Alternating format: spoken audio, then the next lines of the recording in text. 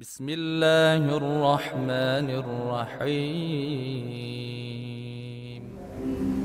Bismillahirrahmanirrahim. Assalamualaikum warahmatullahi ta'ala wabarakatuh. Harta yang disimpan di brankas akan habis tak bersisa. Harta yang disimpan di langit akan selalu kekal abadi selamanya.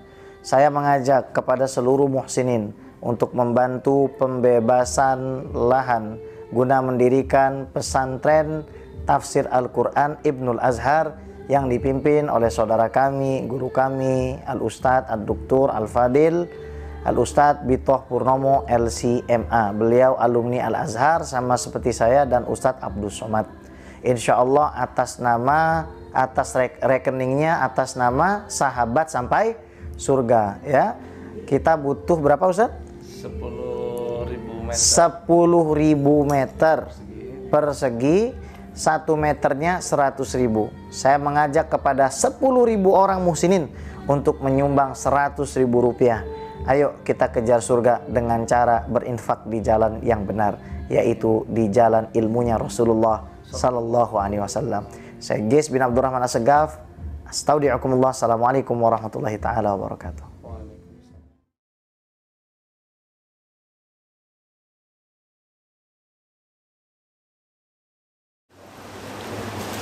Bismillahirrahmanirrahim. Assalamualaikum warahmatullahi wabarakatuh. Alhamdulillah. Wa sallallahu ala sayyidina Rasulillah wa ala alihi wa sahbihi wa mawala wattaba'a hudah. Amma ba'd. Alhamdulillah, kembali kita bisa melanjutkan kajian kita tentang kitab Al-Arba'in An-Nawawiyah. Semua berkat rahmat Allah, berkat taufik Allah. Semoga setiap langkah kaki kita dicatat kebaikan di sisi Allah Subhanahu wa taala. Amin ya rabbal alamin. Salawat beriring salam tercurahkan kepada junjungan baginda Muhammad sallallahu alaihi wasallam. Semoga yang hadir di sini ataupun yang menyaksikan via YouTube mendapatkan syafaat dari Rasulullah sallallahu alaihi wasallam. Amin ya rabbal alamin.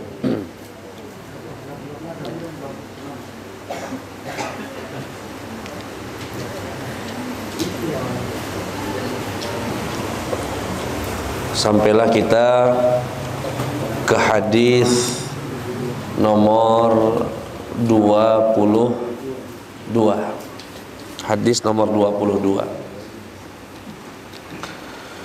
An Abi Abdullah Jabir bin Abdullah Al-Ansari radhiyallahu anhuma anna rajulan sa'ala Rasulullah sallallahu alaihi wasallam.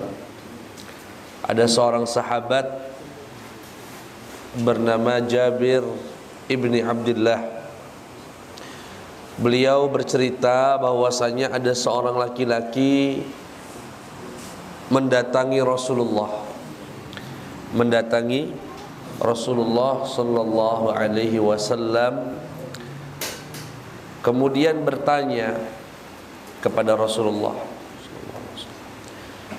"Ara'aita idza shallaitu as-salawatil maktubat wa sumtu Ramadan wa ahlaltul halala wa harramtul harama wa lam azid ala dhalika syai'an a'adkhulul jannah."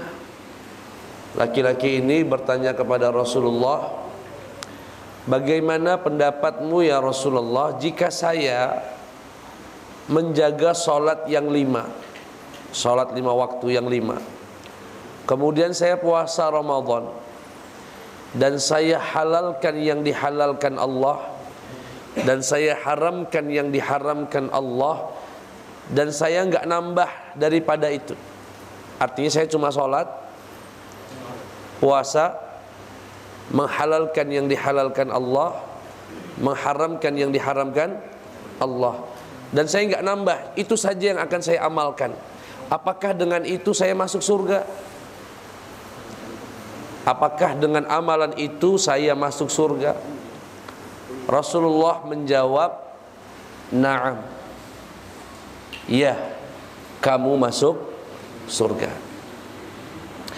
Bapak Ibu yang dimuliakan Allah Subhanahu wa taala, itulah hadis yang baru saja kita baca bersama.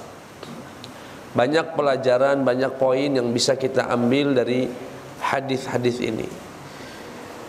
Singkatnya sebetulnya dari redaksinya saja sudah jelas. Ya sekilas sudah jelas. Artinya laki-laki ini datang kepada Rasulullah berkonsultasi, ya Rasulullah, kalau saya cuma sholat, cuma puasa Ramadan, artinya saya nggak sholat qobliyah, nggak sholat ba'diyah, pokoknya sholat yang 5. Puasa pun saya nggak puasa Senin Kemis, nggak puasa Daud, nggak puasa yang lain, cuma Ramadan. Kemudian saya halalkan yang dihalalkan Allah, mengharamkan yang diharamkan Allah. Apakah dengan itu bisa membuat saya masuk surga? Iya, kata Rasulullah SAW. Nah, poin yang pertama yang ingin kami sampaikan agar tidak salah paham. Lalu di mana posisi zakat? Lalu di mana posisi haji? Karena yang disebut cuma salat dan puasa. Sedangkan kita tahu bersama dan pernah kita kaji bersama, rukun Islam itu 5, termasuk di dalamnya haji dan zakat. Dan ulama sepakat, siapapun yang mengingkari kewajiban zakat dan kewajiban haji, murtad. Jika mengingkari kewajiban, artinya ketika ditanya haji wajib nggak wajib, nggak ada itu wajib haji, nggak ada, zakat nggak ada. Walaupun dia sholat, walaupun dia puasa. Yang menjadi pertanyaan, gimana dengan laki-laki ini? Yang laki-laki ini setelah diteliti oleh para ulama hadis, beliau adalah sahabat Rasulullah sallallahu alaihi wasallam bernama Nu'man ibnu Qawqal al-Khuzai. Laki-laki tadi namanya siapa, Pak? Nu'man. Yang menjadi pertanyaan apa tadi? Di mana posisi zakat dan di posisi haji? Sebetulnya saya akan coba jawab. Gampang menjawabnya. Dua kemungkinannya. Bisa jadi belum ada kewajiban zakat dan belum ada kewajiban haji. Saat laki-laki ini datang, belum ada kewajiban zakat, belum ada kewajiban haji. Bisa jadi. Atau yang kedua, dia termasuk orang yang nggak mampu zakat, nggak mampu haji, miskin, nggak punya duit buat zakat, nggak punya uang juga untuk haji. Jadi dia cuma bisa puasa sama sholat. Artinya ketika dia datang, Rasulullah mendeteksi, ini kan sahabat Rasulullah, beliau kenal bahwa sahabat ini termasuk sahabat yang miskin, yang fakir, sehingga nggak diwajibkan zakat, tidak diwajibkan. Tapi dalam kesempatan yang lain, artinya ada laki-laki lain datang ke Rasulullah sallallahu alaihi wasallam, bertanya yang sama, diwajibkan sama Rasulullah zakat dan Artinya apa? Mungkin yang datang orang mampu. Sampai sini jelas. Jadi memahami hadis itu jangan, kalau kisah kasat mata tadi kan kayaknya, oh zakat mana ini, haji mana ini. Padahal jelas dikatakan haji dan zakat adalah tiangnya agama, ya, salah satu dari 5 pilarnya agama. Di dalam hadis yang diriwayatkan Imam Nasa'i dan Ibnu Hibban wal Hakim, Rasulullah bersabda, "Ma min 'abdin," tidaklah seorang hamba, yusalli salawatil khams, salat 5 waktu, wa yasumu Ramadan, berpuasa Ramadan, wa yukhrijuz zakah, menyebutkan kewajiban zakat, wa yajtanibul kaba'ir as-sab', kemudian meninggalkan dosa besar yang 7, kecuali dibukakan untuknya pintu surga dan dipersilahkan mau masuk lewat pintu yang mana. Artinya di dalam riwayat yang lain, kesempatan yang lain, ada keterangan lebih lanjut, dan jawaban Rasulullah sallallahu alaihi wasallam menyesuaikan siapa yang bertanya. Sampai sini insyaallah jelas Pak ya. Saya itu takut ada orang-orang, mohon maaf, sok paham. Karena hari ini semuanya ngomong agama Pak. Ngomong. Dan itu telah diprediksi oleh Rasulullah akan datang suatu zaman banyak yang disebut dengan ruwaibidah. Siapa ruwaibidah itu? Orang gak paham agama ngomong tentang agama secara umum. Sekarang banyak sekali. Ini ada Habib yang baru nih yang gak jelas Habib tak apa. Gak tahu namanya, gak galak nyebutnya. Macem-macem lah sekarang ini. Ya, wartawan ngomong agama, artis ngomong agama. Ya, yang saya maksud ngomong agama ini sudah berani menghalalkan, mengharamkan, menyimpulkan. Kalau sekedar ngajak orang sholat nggak masalah. Siapapun boleh ngajak orang sholat. Yang satu dosen UI lagi ngomong nggak ada sholat di Quran 5 waktu dan sebagainya. Ya itulah kondisi zaman kita hari ini. Termasuk hadis ini. Kalau dia baca hadis ini akan berkata zakat itu nggak wajib, haji juga nggak wajib. Kenapa? Karena dengan ini saja sudah bisa masuk surga, yaitu sholat dan puasa. Jadi nggak usah capek-capek naik haji. Nah, ini keliru, karena dia tidak memahami hadis itu melalui pemahaman para ulama. Baik, itu poin yang pertama yang ingin kami sebutkan. Yang kedua, dari hadis ini dapat dipahami inna hadzal dina yusrun. Agama yang kita yakini Pak, syariatnya ini mudah. Agama kita ini mudah. Tapi perlu digarisbawahi apa kalimat mudah ini? Yuridullahu bikumul yusra wa la yuridu bikumul usr. Sesungguhnya Allah menginginkan kepada kalian kemudahan, tidak menginginkan kesulitan.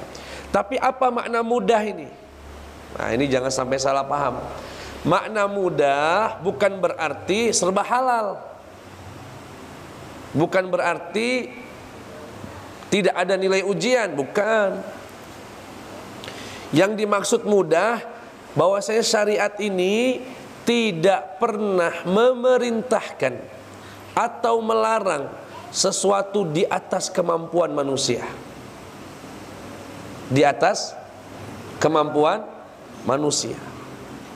Selama dia di bawah kemampuan manusia, boleh disyariatkan dalam Islam. Dan ada. Bapak pernah, ibu pernah dengar Islam mewajibkan terbang. Wajib kepada kaum muslimin dan muslimat terbang ke langit. Enggak ada. Karena terbang mustahil buat kita. Kita tidak diciptakan punya sayap. Atau wajib bagi muslimin dan muslimat memakan semen misalnya. Enggak ada. Enggak ada perintah di atas kemampuan manusia. Yang diperintahkan sholat, puasa. Wajib kepada kaum muslimin dan muslimat puasa 7 hari 7 malam, gak boleh buka, gak boleh sahur. Gak ada. Tapi bukan berarti gak puasa sama sekali. Ada puasanya, tapi itu kadarnya pasti manusia mampu. Sampai sini jelas ya. Jadi mudah, makna mudah itu Allah tidak pernah membebankan manusia, kaum muslimin dan muslimat di atas. La yukallifullahu nafsan. Udah. Tapi ada nilai ujiannya, ada beratnya di dalam itu. Bukan berarti mudah itu nggak ada beratnya, ada. Sholat subuh berat itu. Mengeluarkan zakat berat itu. Puasa menahan lapar haus berat-berat.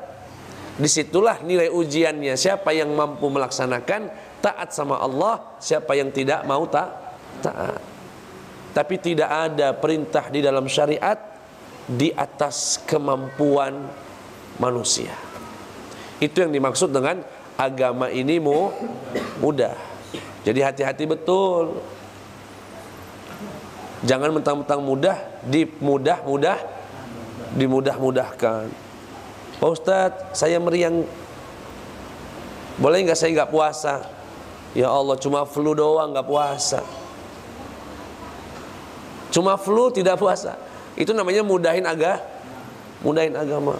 Pak Ustadz, saya lagi sibuk. Ini lagi rame-ramenya nih dagang. Boleh nggak saya nggak sholat Jumat? Nanti aja zuhur digantinya. Ini ngemudahin namanya. Bukan itu. Jadi yang dimaksud agama ini mudah adalah, sekali lagi, tidak ada perintah dan larangan di agama kita ini melampaui batas kemampuan manusia. Itu poin yang kedua yang ingin kami sampaikan. Poin yang ketiga, nah ini penting.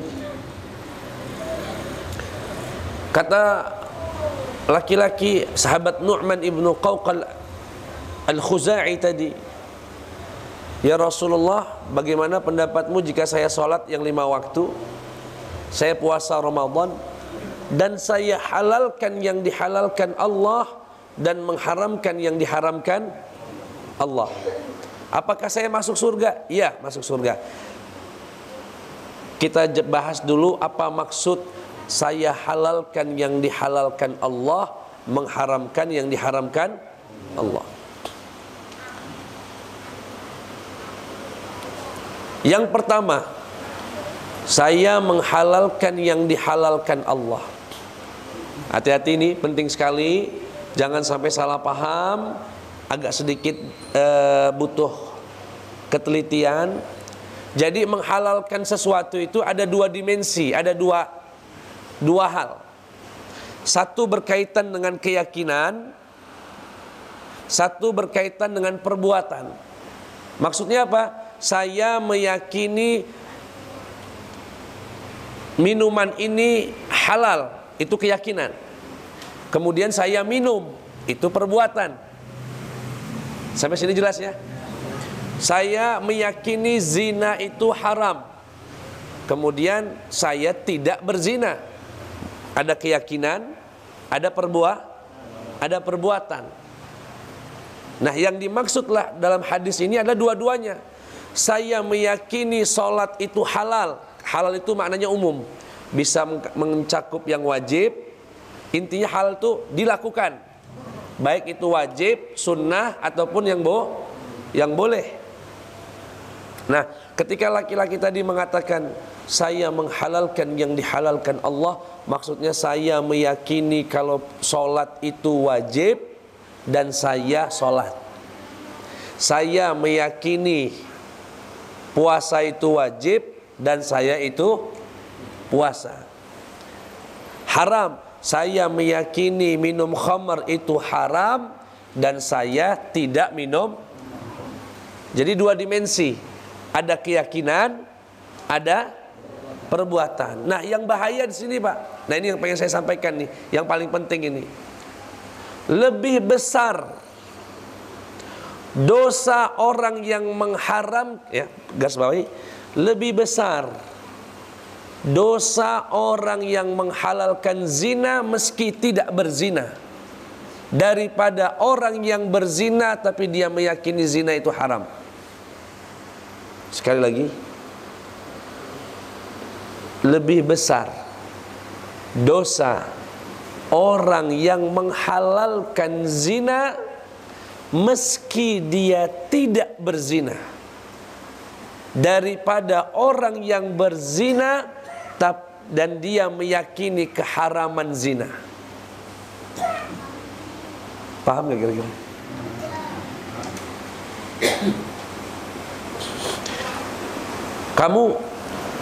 Pendapat kamu apa? Ini orang muslim nih, Pak. Menurut kamu zina itu haram apa enggak? Enggak lah. Apa dia udah kata haram-haram itu? Itu kan tergantung orang. Kalau dia suka sama suka ya halal. Tapi kan ini dalilnya jelas kalau dia itu diharamkan. Ya enggak lah.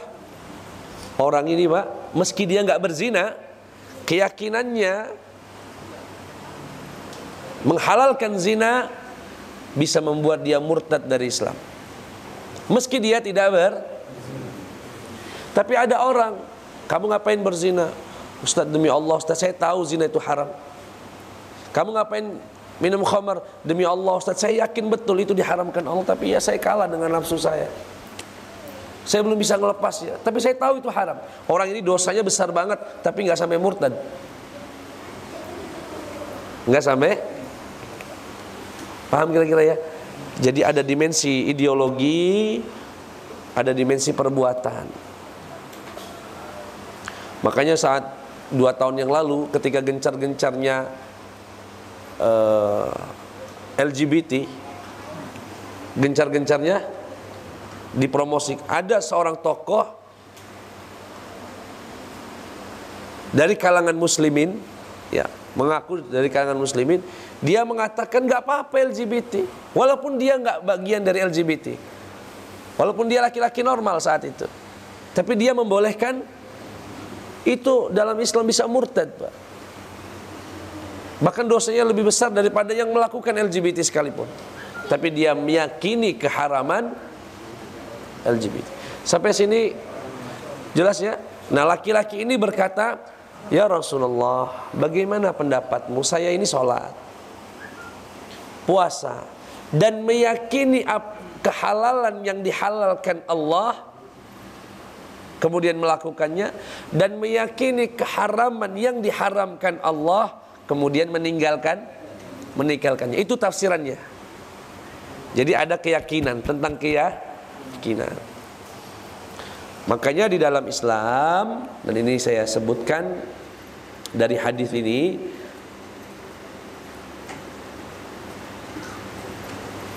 terkait orang yang meninggalkan sholat. Hukum orang yang meninggalkan sholat, saya jelaskan secara fikih ya. Yang pertama, orang yang meninggalkan sholat itu 3 kemungkinan. Begitu juga dengan puasa, begitu juga dengan zakat, begitu juga dengan haji.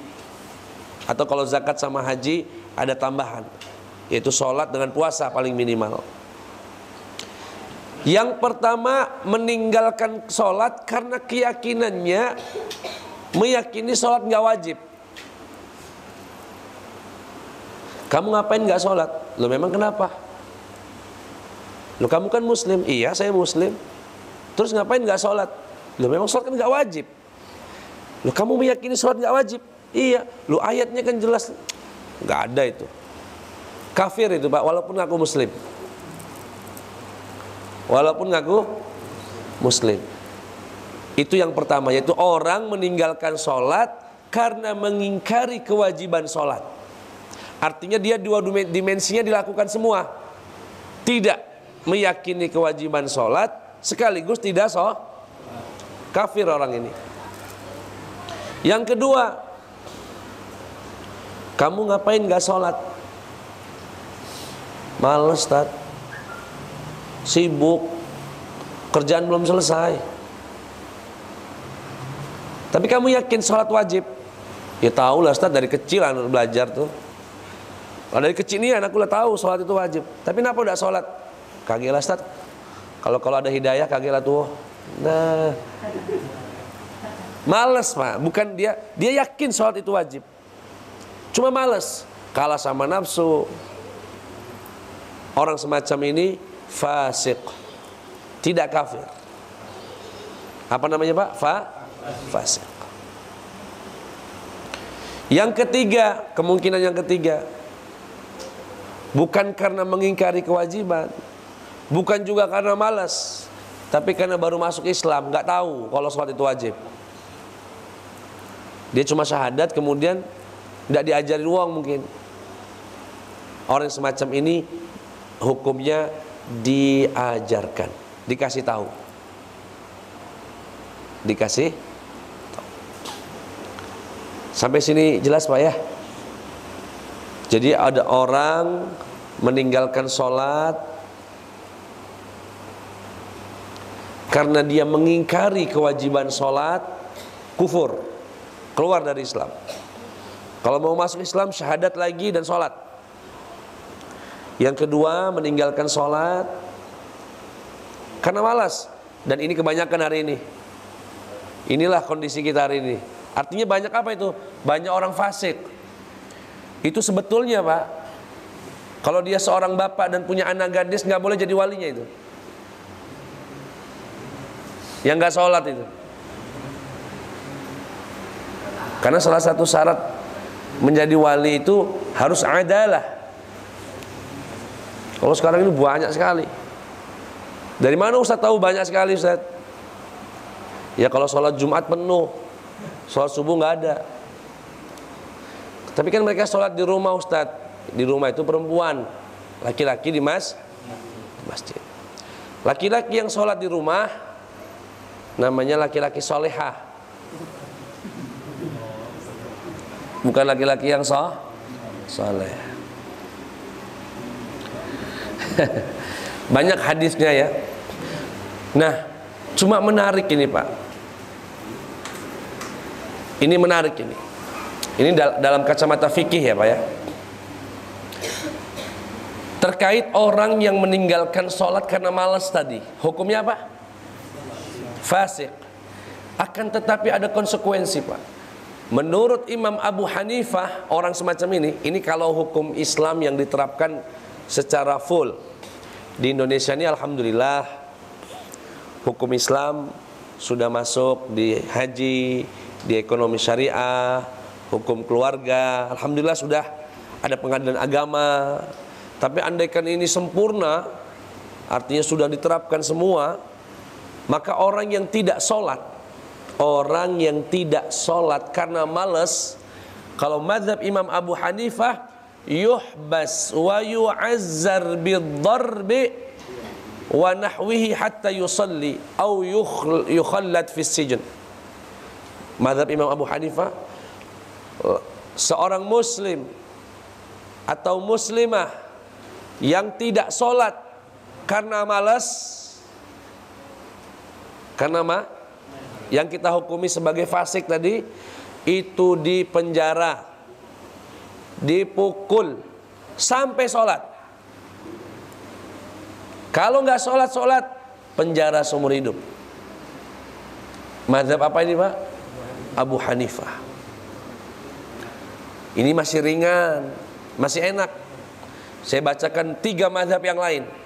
Mazhab Imam Malik, mazhab Imam Syafi'i, mazhab Imam Hambali. 3 mazhab mengatakan orang yang meninggalkan sholat karena malas, yustatab, diajak dialog. Kamu ngapain? Diajak taubat, didialogkan, dikasih tahu dalilnya, diberikan pencerahan. Berapa lama? Berbeda pendapat, ada yang mengatakan 3 hari, seminggu, sebulan. Pokoknya sampai waktu dikira cukup untuk memberikan penjelasan. Tidak sholat dihukum mati. 3 mazhab itu dihukum mati. Itu 3 mazhab sepakat Pak. Maliki, Syafi'i, Hambali. 3 mazhab ini sepakat, orang yang meninggalkan sholat karena malas, kemudian sudah didialogkan, sudah dijelaskan, diajak taubat berkali-kali, tidak mau, dihukum mati. Cuma bedanya Imam Syafi'i dan Imam Malik hukum mati sebagai hukuman dan dia tidak keluar dari Islam, tetap muslim. Kalau Imam Hambali, dia dihukum mati karena dia telah murtad dari Islam, meski dia malas alasannya. Pertanyaannya, sekeras itukah hukumannya? Karena orang yang nggak sholat itu Pak, virus mematikan di tengah masyarakat. Virus yang Kenapa? Adanya kemungkaran di tengah masyarakat itu karena masyarakatnya nggak sholat. Inna sholata tanha 'anil fahsya iwal munkar. Sesungguhnya sholat dapat mencegah perbuatan keji. Dan pertanyaannya, kenapa sekarang banyak perbuatan keji? Bapak menghamili anak kandungnya, ibu berzina dengan anaknya, Tetangga maling harta tetangganya. Kenapa itu semua terjadi? Karena nggak sholat. Yang sholat saja kadang terjerumus, apalagi. Jadi keberadaan orang-orang yang nggak sholat di sekeliling kita ini, itulah sumber keburukan, tidak adanya berkah di negeri kita ini. Tapi apakah hukum ini bisa diterapkan di Indonesia? Belum. Lalu gimana Ustaz? Dakwah. Jangan pernah bosan mengajak orang. Kita ajak terus Pak, nggak ada bosannya. Sehingga nanti kalau Allah tanya, kenapa di kampungmu banyak orang yang nggak sholat? Ya Rob, saya sudah ngajak, saya sudah jelaskan, bahkan sudah saya takut-takuti dengan hukum ini. Tapi hidayah di tanganmu ya Rob. Bebas kita, insya Allah nggak dihisab Allah Subhanahu Wa Taala. Rumah rusun nih kalau sholat galau nggak cukup masjid ini Pak. Inilah kami tambah dari jamaah kami, belum penuh juga. Kemana lah uang-uang ini? Semoga sampai suara ini ke mereka di kamar-kamar itu. Sholat Pak, sholat Pak. Subhanallah, hidayah Pak. Kadang rumah sebelah masjid, kalau nggak dapat ya nggak dapat. Rumah di ujung sana, kalau dapat hidayah ya dapat. Alhamdulillah. Nah bapak ibu yang sudah sholat, bersyukur sama Allah. Itu nikmat besar. Nikmat besar, sadar nggak sadar. Makanya kalau saya ditanya, perjalanan yang paling berat itu Pak, perjalanan yang paling berat bukan mendaki gunung. Banyak orang mampu mendaki gunung. Bukan melewati lembah, bukan. Banyak. Perjalanan paling berat itu ke rumah Allah. 10 meter kalau nggak kuat ya nggak kuat.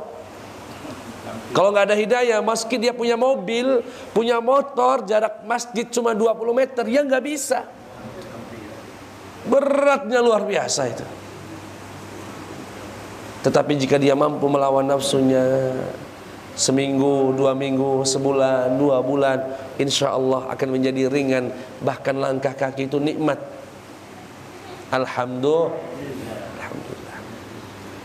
Sampai sini insya Allah jelas Pak ya. Yang berikutnya yang ingin kami sampaikan, dan hukum tadi Pak berlaku juga untuk puasa. Untuk puasa. Artinya kalau ada orang puasa, tidak puasa karena malas, fasik. Fasik. Kalau zakat haji gimana Ustaz? Kalau dia tidak mampu ya nggak wajib. Cuma masalahnya jika dia mengingkari kewajiban zakat, mengingkari kewajiban haji, apa hukumnya Pak? Murtad, keluar dari Islam. Karena 5 rukun Islam ini nggak bisa enggak. Minimal harus diyakini kewajibannya. Dan yang haram-haram, zakat, minum khamar, zina, membunuh dan sebagainya, kita harus yakini keharamannya. Dan kita tinggalkan. Yang berikutnya, nah ini juga ingin kami sampaikan. Laki-laki tadi kan mengatakan, saya tidak akan nambah lagi dari yang tadi. Saya cuma pengen sholat 5 waktu, yang wajib-wajibnya saja. Puasa pun yang wajibnya saja Ramadan. Kemudian meyakini kehalalan yang halal dan melakukannya, dan meyakini keharaman yang haram, kemudian meninggalkannya. Kemudian dia berkata, saya nggak nambah lagi dari itu. Pertanyaannya, lalu bagaimana dengan yang sunnah-sunnah itu? Andai kata kita mampu menjaga yang wajib dan meninggalkan yang haram, meski tidak melaksanakan yang sunnah, tidak mengapa. Tidak mengapa. Cuma, nah ini, saya takutnya Bapak pulang dari sini laju ndak puas sholat qobliyah ba'diyah lagi nanti. Ya, bukan begitu. Begini penjelasannya, saya akan bacakan redaksinya dari kitab ini. Al-ityanu bin nawafil ziyadatu qurbin. Melaksanakan yang sunnah-sunnah itu dapat menambahkan kedekatan kita kepada Allah Subhanahu wa taala. Sebetulnya dia seorang muslim itu, Pak, yajuzu lil muslim an yatrukan nawafil wat tatawu'at mutlaqan. Sebetulnya seorang muslim itu boleh-boleh saja meninggalkan yang sunnah semuanya karena enggak dosa. Karena sunnah itu kan kalau dilakukan mendapatkan pahala, ditinggalkan tidak andaikan dia mau meninggalkan semua yang sunnah ya enggak apa-apa, enggak berdosa. Hanya saja nih Pak, rugi. Saya coba akan jelaskan lebih detail tentang orang meninggalkan sunnah itu, Pak. Yang pertama, orang yang meninggalkan sunnah kalau dia malas, artinya meninggalkannya karena berat lah Pak ya, malas, maka orang ini termasuk yang rugi. Termasuk yang rugi. Kenapa? Karena sunnah itu Pak, ibadah yang sunnah, qobliyah, ba'diyah untuk sholat. Kalau puasa ya puasa Senin, Kamis. Kalau sedekah ya sedekah, itu sunnah. Kalau zakat itu fungsinya menyempurnakan kekurangan yang ada pada yang wajib. Menyempurnakan, menutupi kekurangan yang wajib. Kita ini siapa sih Pak yang sempurna sholatnya? Sholat zuhur misalnya, khusyuknya kapan? Ketika takbir Allahu, sisanya mengayah. Bacaannya, siapa yang fasih di antara kita? Banyak kekurangannya. Nah, kekurangan-kekurangan dalam sholat itu disempurnakan dengan yang sunnah. Dan nanti di hari kiamat begini Pak, ini disebutkan dalam hadis, kata Allah Subhanahu wa taala, wahai malaikat, tolong hisab si fulan itu. Lihat sholatnya. Begitu dilihat sholatnya, ya Rabb, dia sudah sholat 5 waktu, tapi banyak kurangnya. Banyak, ya khusyuknya nggak khusyuk, bacaannya nggak fasih, kadang terlambat, macam-macam lah kekurangannya. Titik sampai situ Pak. Sebetulnya orang semacam ini yang sholatnya banyak kurangnya masuk neraka dulu. Karena kata Rasulullah, inna awwala ma yuhasabu bihil abdu min amalihi as-salah. Yang pertama kali dihisab itu kalau bagus sholatnya, bagus semua amalannya dan dia bahagia di akhirat. Tapi kalau buruk sholatnya, maka dia akan merugi dan menyesal dia di akhirat, dan buruk semua amalannya. Sebetulnya Allah ketika memerintahkan malaikat hisab sholatnya, aduh, dia sholat sudah 5 waktu ya Allah, tapi banyak kurangnya. Khusyuk, ingat engkau hanya di takbir saja. Ketika ruku, sujud, berdiri rakaat kedua lalu lupa. Bahkan kadang-kadang sholat 4 rakaat ingatnya 3 ingatnya 4. Kadang kunut subuhnya ketinggalan, macam-macam. Berarti sholat orang ini bagus apa buruk Pak? Kalau buruk berarti buruklah semua amalannya. Kalau buruk semua amalannya berarti masuk. Tapi Allah enggak begitu. Allah sayang betul. Begitu mengetahui hamba-hambanya sholatnya banyak yang kurang, Allah perintahkan malaikat, coba lihat sunnahnya. Dia punya sunnah enggak? Oh iya ya Allah, dia ada qobliyah, ada ba'diyah. Puasanya gimana? Ada juga ya Allah, dia punya Senin Kemis. Kata Allah, gunakan, jadikan yang sunnah yang dia lakukan untuk menutupi segala kekurangan dari yang wajib dia lakukan, sehingga bagus semua amalan wajib kita Pak. Artinya orang yang meninggalkan sunnah meski nggak berdosa tapi rugi. Ini yang pertama, jika dia meninggalkan yang sunnah karena males. Apa hukumannya? Rugi. Yang kedua, orang meninggalkan sunnah karena meringankan sunnah, menganggap remeh. Menganggap orang semacam ini bisa kufur. Hai, apa dia sunnah-sunnah? Nakate. Yang wajib-wajib bela dunia ini. Misalnya kufur. Dia mengingkari sunnah. Kemudian Bapak Ibu yang dimuliakan Allah Subhanahu wa taala, saya bedakan lagi menjadi dua. Menjadi dua. Ada sunnah ditinggalkan secara pribadi. Misalnya saya tidak sholat qobliyah atau tidak sholat ba'diyah, ya sudah, hukumannya apa?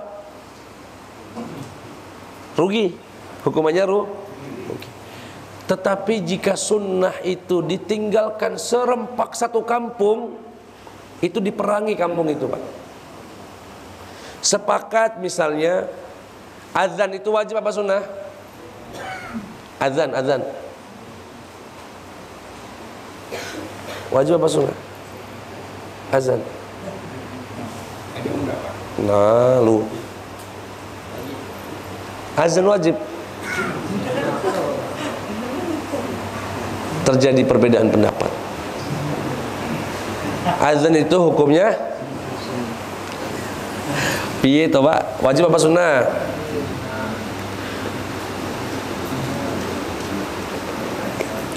Taraweh. Sunnah apa wajib? Sunnah ya. Tahu-tahu orang Palembang sepakat, sepalembang ini kita tiadakan taraweh tahun ini. Bukan masalah corona, Pak ya. Di kondisi normal. Kalau corona ini masih ada alasan. Dia masih sholat sendiri-sendiri di rumah. Ini orang Palembang sepakat meniadakan sholat taraweh di masjid ataupun di rumah. Itu meski tidak berdosa karena meninggalkan sunnah, tapi wajib diperangi, Pak. Karena dilakukan secara kolektif, secara bersama-sama. Jadi saya ulangi lagi, sunnah jika ditinggalkan sendiri, artinya cuma saya saja dari jamaah masjid An-Nur ini, Nur Hidayah, An-Nur ya, dari masjid An-Nur ini cuma 30 yang nggak sholat taraweh, nggak apa-apa. Yang penting masjidnya tetap mengadakan. Tapi kalau sepakat 27 hilir tidak mau mengadakan sholat taraweh karena dia cuma sunnah aja, karon dagang malam enak misalnya, itu wajib diperangi. Tapi insya Allah nggak ada. Insya Allah nggak ada. Sekarang Ustadz, dia meninggalkan sunnah semuanya, sendirian tadi meninggalkan sunnah. Itu akan, ya tadi akan saya katakan merugi ya, merugi. Sudah saya katakan tadi ya, merugi. Lalu bagaimana dengan sahabat tadi? Dengan sahabat tadi yang mengatakan tidak akan nambah. Nah, ini yang perlu dipahami, Pak.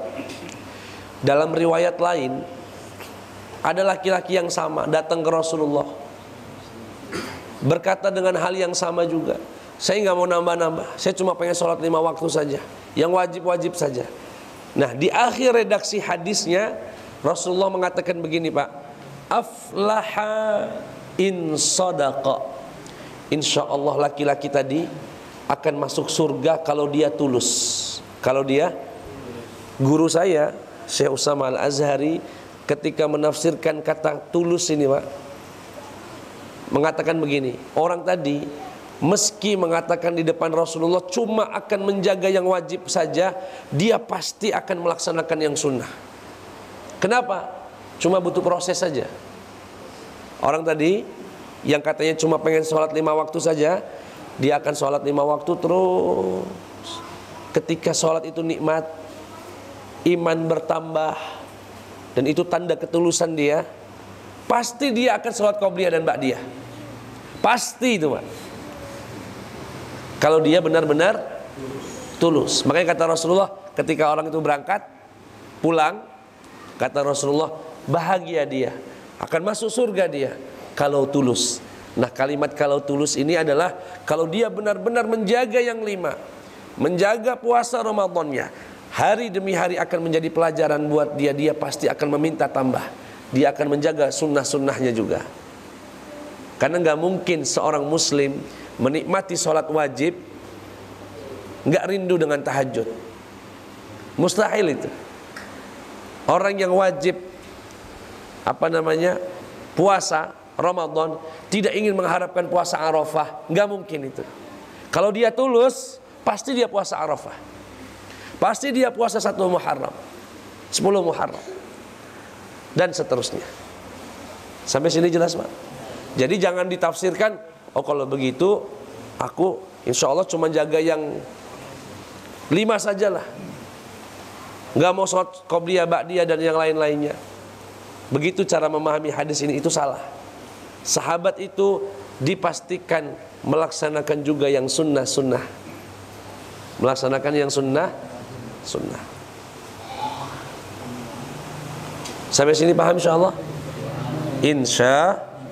Insyaallah. Nah, pertanyaannya kenapa Rasulullah enggak menjelaskan di awal sama laki-laki tadi? Karena beliau tahu semua butuh proses. Orang ini datang lagi baru semangat, baru berubah, Pak, dalam hidupnya. Kalau Rasulullah mengatakan, oh belum masuk surga kamu, qobliyah dulu juga, ba'diyah juga, ini juga, laju nggak sholat kaget. Jadi sama Rasulullah, biarlah dia menjaga yang wajib dulu. Nanti dengan sendirinya dia akan menambah. Baik Bapak Ibu yang dimuliakan Allah Subhanahu wa ta'ala. Yang terakhir yang ingin kami sampaikan pada kesempatan kali ini adalah terkait tentang membatalkan sumpah.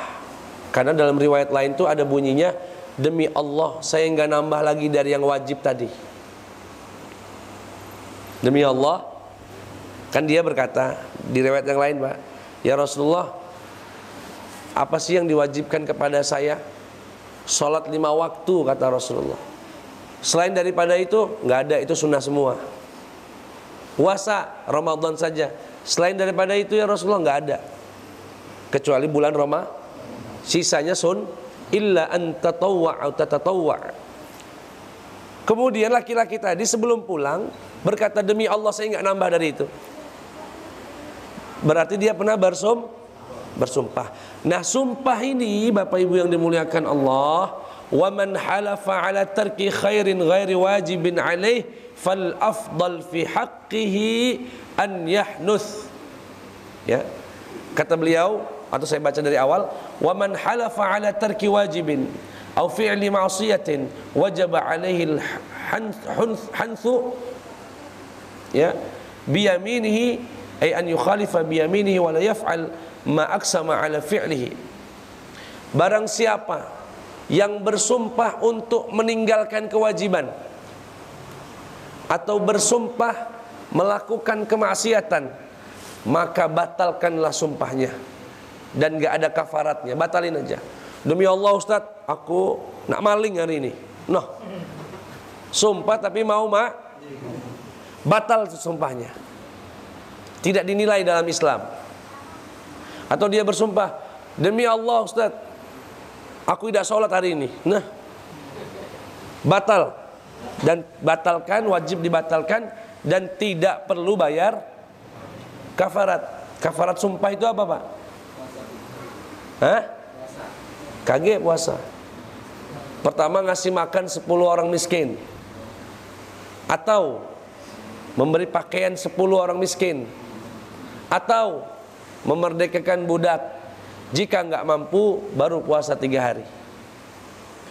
La yu'akhidhukumullahu billaghwi fi aymanikum walakin yu'akhidhukum bima 'aqadtumul ayman fakaffaratuhu, kafaratnya orang sumpah yang membatalkan sumpahnya, it'amu 'asharati masakin min awsati ma tut'imuna ahlikum, memberi makan 10 orang miskin, au kiswatuhum, memberi pakaian 10 orang miskin, atau tahriru raqabah, memerdekakan budak. Jika enggak didapati ketiganya, fasiyamu thalathati ayyam, barulah puasa 3 hari. Kalau di Indonesia ini langsung aja puasa 3 hari. Iya, enggak. Sampai sini jelas Pak? Kalau ada orang bersumpah untuk meninggalkan yang wajib, atau dia bersumpah untuk melakukan yang haram, dibatalkan dan enggak perlu bayar kafarat. Tapi sekarang sumpahnya laki-laki tadi apa Pak? Tidak melakukan yang sunnah, bukan yang wajib. Dia bersumpah, demi Allah saya tidak akan nambah dari yang wajib. Berarti dia bersumpah untuk tidak melakukan yang Kata para ulama, wa man halafa ala tarki khairin ghairi wajibin alaih fal afdal fi haqqihi an yahduth li'annahu khairun lahu. Wal yukaffir an yaminihi, dalam sebuah hadis. Barang siapa yang bersumpah untuk meninggalkan kebaikan yang tidak wajib, artinya yang sunnah, lebih baik dibatalkan. Lebih baik bahasanya. Kalau yang pertama tadi wajib dibatal, kalau ini lebih dan bayar kafarat. Bayar kafarat. Kata Rasulullah, man halafa ala yaminin, barang siapa yang bersumpah, kemudian setelah melaksanakan sumpah dia melihat yang tidak disumpahi justru lebih baik, justru lebih, bersumpah, demi Allah saya enggak akan sedekah sama tetangga saya sebelah sini. Misalnya setelah perjalanan beberapa hari, rupanya tetangganya itu penjahat Pak, makanya dia nggak mau sedekah. Tapi setelah 5 bulan tetangganya taubat jadi orang baik. Tak batalin aja lah, biar mau bantu boleh, itu lebih afdol, dibatalkan sumpahnya, tapi bayar kafarat. Kata Rasulullah, barang siapa yang bersumpah kemudian melihat selain yang disumpahinya lebih baik, melihatnya, falyatil ladzi huwa khair, maka lakukanlah yang lebih baik tadi. Wal yukaffir an yaminih, kemudian bayarlah kafarat atas sumpah yang dibatalkan. Sampai sini jelas? Itu saja yang bisa kami sampaikan. Suara saya sudah hampir habis. Kurang lebihnya mohon maaf. Subhanakallahumma bihamdika asyhadu an la ilaha illa anta astaghfiruka wa atubu ilaik. Wassalamualaikum warahmatullahi wabarakatuh.